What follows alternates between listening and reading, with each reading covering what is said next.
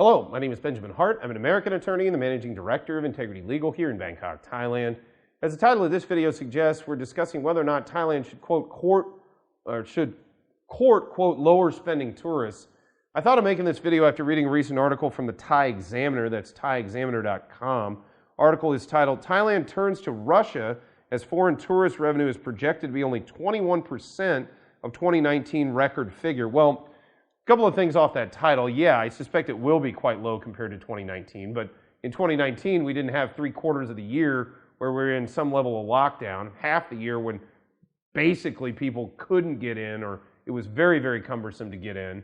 And then, only in the final quarter did things sort of open up. So let's sort of try to keep things in perspective. This is a really good article, by the way. A lot of information in there. As usual, Thai Examiner does a real deep dive. I'm going to quote an excerpt, but there's a lot more going on in there. I urge those who are watching this video, go check out that article for more information. But quoting directly from this one line, Thailand is likely to end the year with just over a fifth of foreign tourism revenue seen in 2019, despite reaching over 10 million visitors due to lower spending tourists. Well, yeah, this is kind of the whole debate, I think, that's been going on out there, sort of in policymaker land and among the expats and the forums and things, is this sort of debate between going after high dollar, high spenders and volume, but they're lower spending. And at the end of the day, I personally think you have a hard time arguing against volume, especially where tourism makes up, depending on the statistics you read, between 18 and 20%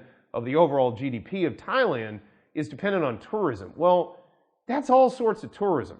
There's not going to be just 40,000 high net worth individuals that are going to be able to carry 20% of Thailand's GDP. We're going to need volume tourists here in Thailand. And when you deal with volume tourism, there's going to be high spenders, big spenders, low spenders, medium spenders. There's going to be people on all spectrums.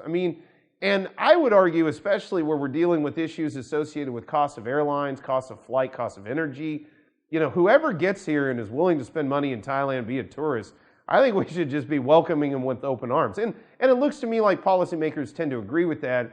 And case in point is, changes to the exemption stamp rules, which extend the lawful status that's conveyed by a Thai visa exemption, getting rid of the emergency decree, reopening everything, allowing, getting rid of all the testing requirements and everything to come into Thailand.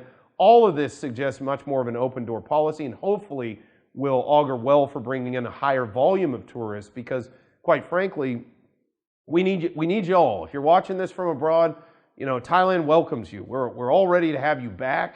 We definitely want to see tourists here in Thailand, tourists across the spectrum. As long as basically they can pay for themselves to come in, great. It really doesn't matter to me if they're, an economy tourist or high net worth individual, whatever.